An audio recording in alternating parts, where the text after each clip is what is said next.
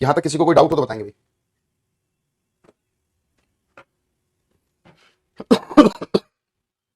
यहां तक किसी भी बच्चे को कोई डाउट हो तो एक बार बताएं बच्चे।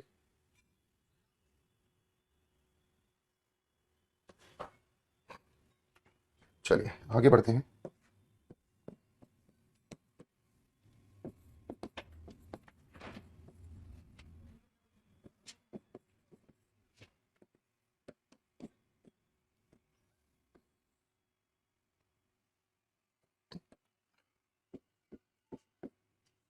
नेक्स्ट आता है adverb of place.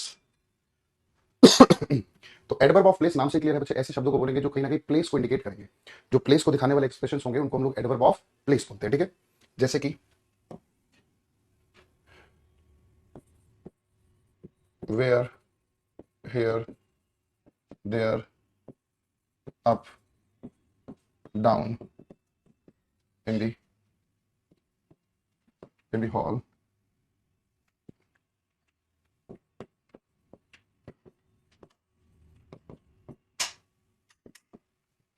Under the table, इस तरह के एक्सप्रेशन, ठीक है। तो इन सभी एक्सप्रेशन को बच्चे हम लोग क्या बोलेंगे, एडवर्ब ऑफ प्लेस बोलते हैं।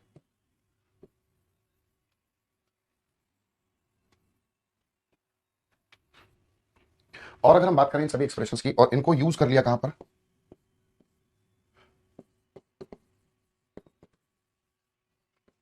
ये इंपॉर्टेंट है। अगर हमने इन एडवर्ब ऑफ प्लेस वाले एक्सप्रेशंस को सेंटेंस के शुरुआत में यूज कर लिया, ठीक है, कहने का मतलब है शुरुआत इन्हीं शब्दों से हो, तो ऐसे केसेस में बच्चे हम लोग क्या यूज करते हैं,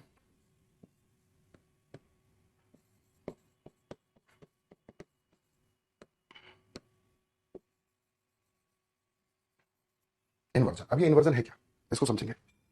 ये इन्वर्जन, सर आपकी वॉइस चेंज लग रही है, यहाँ बच्चे गला बहुत ज्यादा बैठा हुआ है।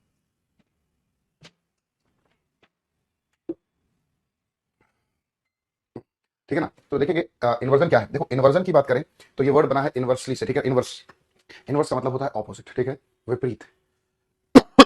आमतौर पर तो क्या होता है, सेंटेंस जो होता है ना हमारा, उसमें सब्जेक्ट आता है, उसके बाद वर्ब आती है, ठीक है। बट अगर मैं बात करूं इन्वर्जन वाले केस की, तो यहां पर सब्जेक्ट से पहले जब भी वर्ब का यूज कर दिया जाए, सब्जेक्ट से पहले जब भी कभी वर्ब का यूज कर दिया जाए, तो वही केस हमारा क्या कहलाता है, इन्वर्जन का केस कहलाता है, ठीक है। देखो आमतौर पर तो क्या होता है, सब्जेक्ट होगा, फिर वर्ब होगा और फिर ऑब्जेक्ट होगा, ये नॉर्मल केस होता है। बट अगर हम बात करें सब्जेक्ट से पहले वर्ब का यूज, तो यही क्या कहलाएगा बच्चे, इन्वर्जन। यही क्या कहलाएगा बच्चे, इन्वर्जन कहलाएगा, ठीक है। समझ पा रहे हैं भाई। अब इन्वर्जन सेंटेंस में दो तरह का होता है।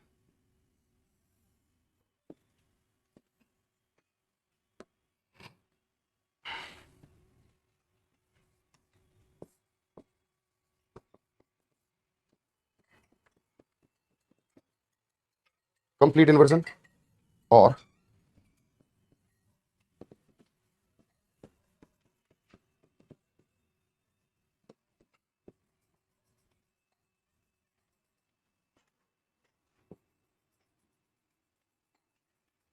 Partial inversion. कंप्लीट इन्वर्जन और पार्शियल इन्वर्जन। कंप्लीट इन्वर्जन का मतलब क्या है, जब वर्ब का यूज सब्जेक्ट से पहले पूरी तरह से हो जाए कंप्लीटली, तो कंप्लीट इन्वर्जन। पार्शियल का मतलब आधा अधूरा, आधा अधूरा का मतलब आधा पार्ट वर्ब का पहले आएगा और आधा पार्ट बाद में आएगा, ठीक है ना। इसकी फॉर्मेशन देख लो, यहां पर हम लोग क्या यूज करेंगे, पहले प्लेस वाला शब्द आएगा, फिर हेल्पिंग वर्ब, फिर मेन वर्ब, फिर सब्जेक्ट, फिर अगर ऑब्जेक्ट है तो ऑब्जेक्ट, ठीक है। और पार्शियल इन्वर्जन वाला भी फॉर्मेशन, पार्शियल भी लिख लो भैया। पार्शियल इन्वर्जन भी देख लेते हैं। नेगेटिव वर्ड पहले आएगा, उसके बाद helping verb, subject, main verb, object, ये दूसरा फॉर्मेशन हो जाएगा अपन।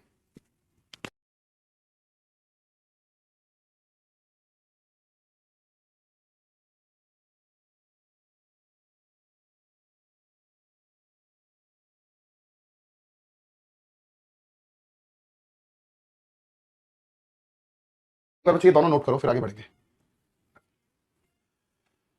ऐसे बोलो बोलो, डॉक्टर ने बोला कि कम कम बोलो।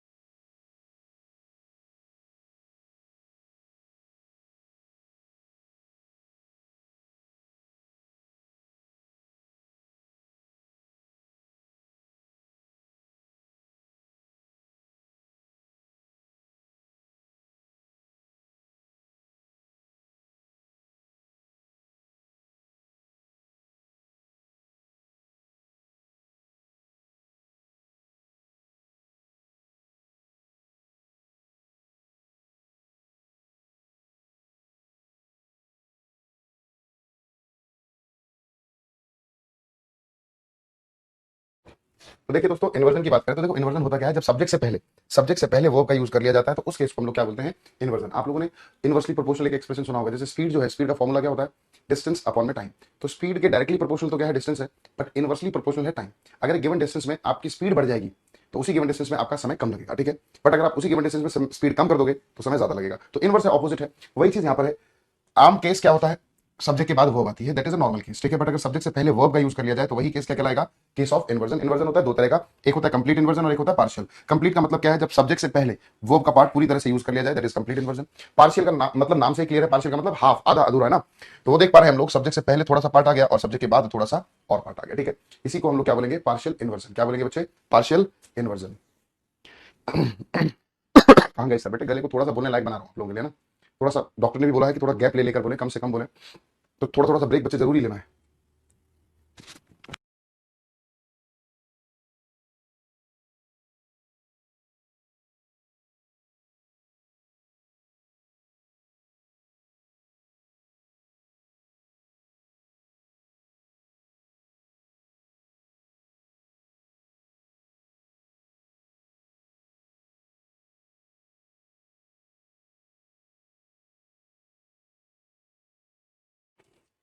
चलो अभी एक दो एग्जांपल्स देखते हैं। देखिए, हेयर दी, एक सेंटेंस है, हेयर द एक्टर कम्स, ठीक है।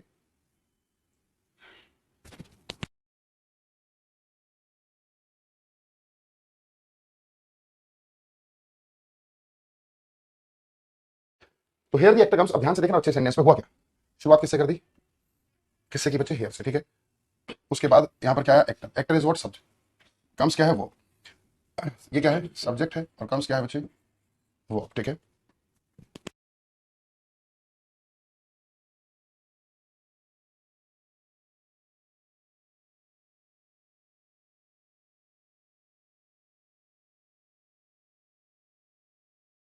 तो यहां पर ये वाला जो सेंटेंस है बच्चे, ये हो जाएगा गलत। गलत किस लिए हुआ, क्योंकि हेयर शुरू में आ गया तो हमें पहले सब्जेक्ट नहीं वो वाला पार्ट चाहिए, इसीलिए इसको सही कैसे किया जाएगा, हेयर कम्स दी एक्टर। इस तरह के सेंटेंसेस का मीनिंग क्या होता है, वो देखो एक्टर आ गया। सब मानकर चलो आप किसी कंसर्ट में गए और बहुत देर से वेट कर रहे हैं उस सिंगर का या उस एक्टर का कि वो आएगा और फिर शुरू होगा, और एकदम से उसकी एंट्री होती है, आप अपने दोस्त को बता रहे हो, अरे वो देख एक्टर आ गया, वो देख सिंगर आ गया, वो देख सलमान खान आ गया। इस तरह से कई बार हम लोग बोलते हैं ना। तो इस तरह के सेंटेंसेस को ऐसे ही लिखा जाता है, हेयर कम्स दी एक्टर, ठीक है। एक और सेंटेंस लिखते हैं, here the most eligible bachelor of our college comes. इसको देखेंगे एक बार।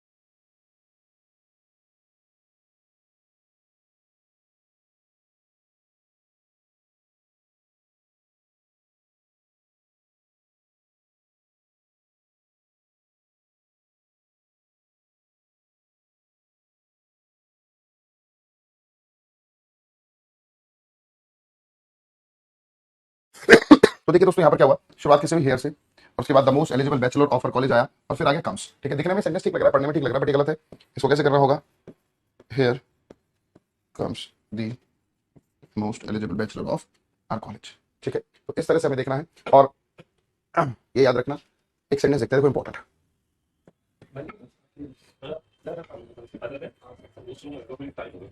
Under the table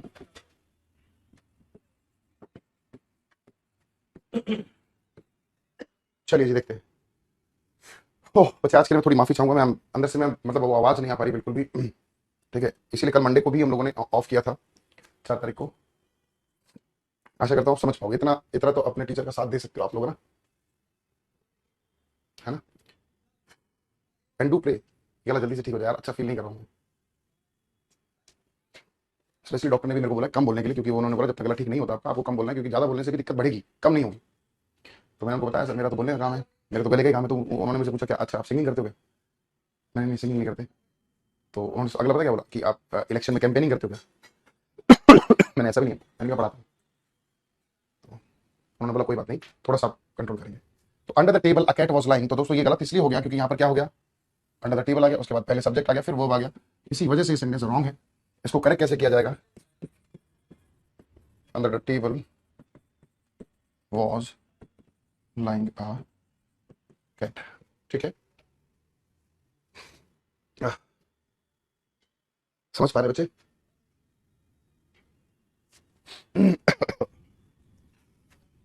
under the table a cat was lying, तो क्या हो जाएगा? Under the table was lying a cat. ठीक है भाई, एक और देख लो भाई, बिहाइंड द कर्टेन्स,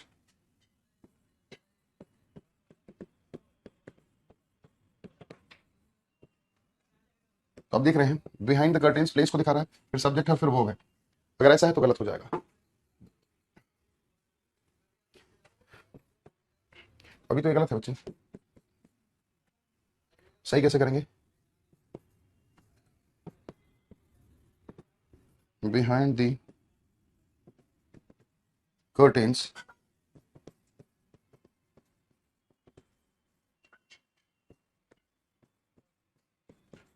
तो अब ये ठीक हो जाएगा, अब ये ठीक हो जाएगा।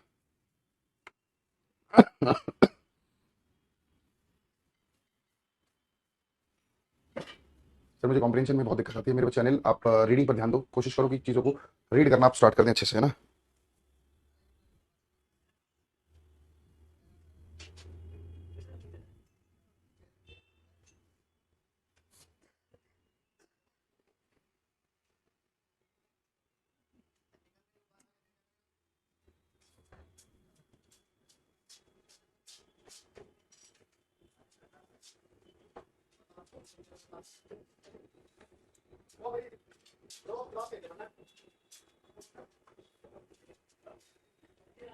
चलिए भैया आगे बढ़ते हैं।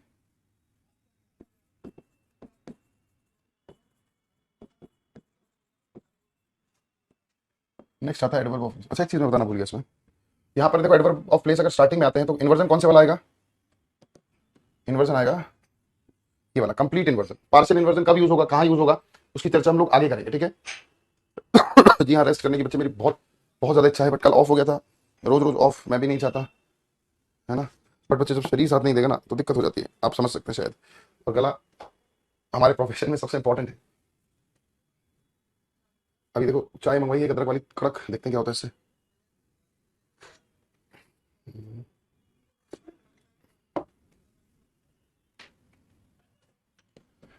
कुछ वर्ड्स रीजन को दिखाते हैं, जैसे कि Y, because, since, as, so, thus, therefore, that's why. इस तरह के कुछ शब्द हैं बच्चे जो बात किसकी करा करते हैं,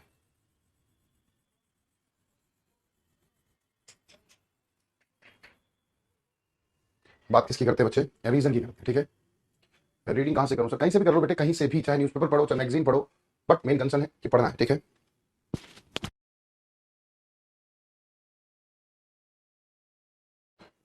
चलिए अब इसमें एक ही पॉइंट इंपॉर्टेंट है, वो लिख लो सीधा। देखिए अगर मैं बात करूं इन रीजन की, तो एज, सिंस, बिकॉज, ठीक है? एज, सिंस, बिकॉज, अगर हम बात करते हैं इन सभी की, और इनके साथ हम लोगों ने यूज कर लिया क्या? So, thus, therefore, hence, that is why, है ना। अगर इन एक्सप्रेशंस का यूज इन शब्दों के साथ आप करते हैं तो ये फिर पूरी तरह से गलत है, ठीक है। अगर ये सभी के सभी शब्द बात किसकी करेंगे,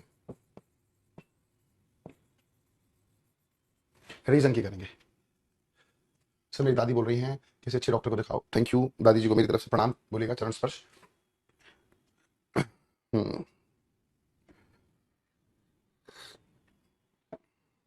चलिए, तो अगर एज सिंस बिकॉज रीजन की बात कर रहे हैं तो ये शब्द इनके पेयर नहीं हो सकते।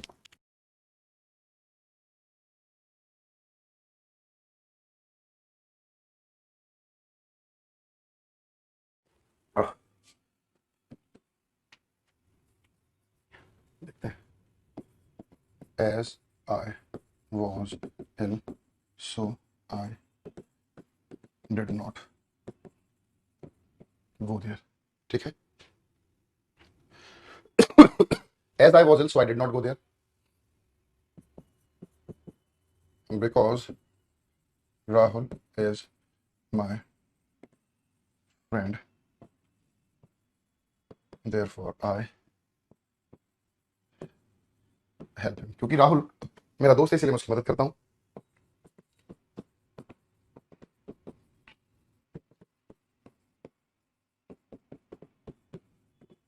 As Amir Khan is a perfectionist, so he always insists on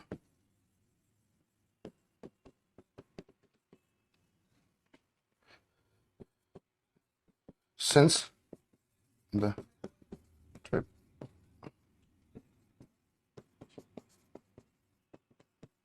trip home was expensive,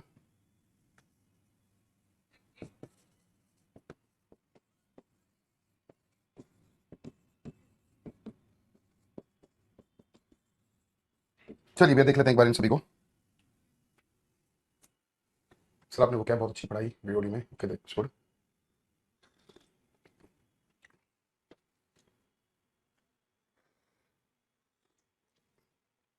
एक बार देखिए भैया जल्दी से।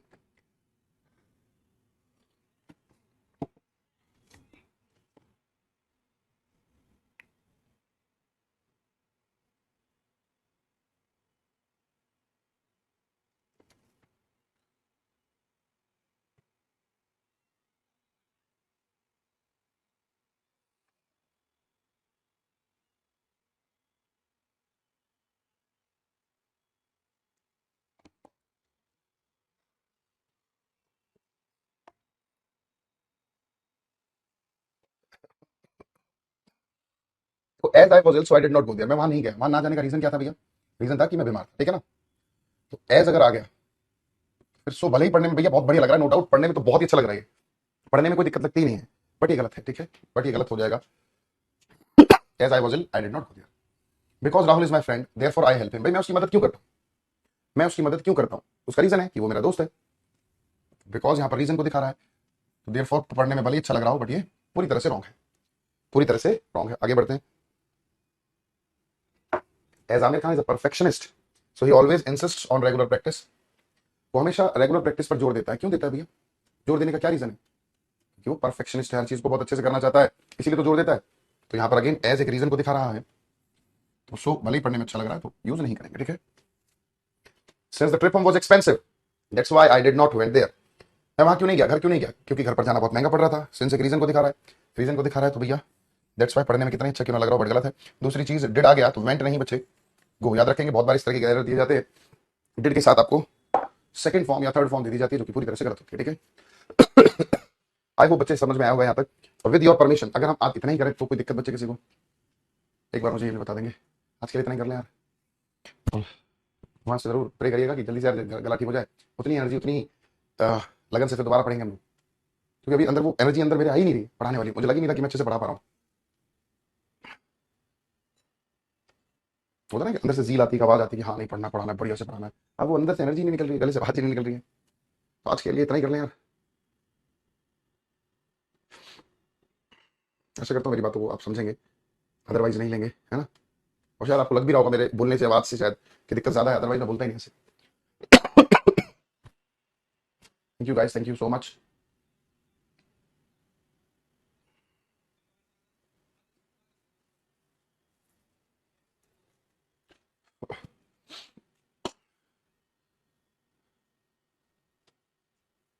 चलिए दोस्तों, फिर आज के लिए इतना ही करेंगे, मुलाकात होगी नेक्स्ट क्लास में। Till then good bye, take care and love you all and thank you so much आज के लिए।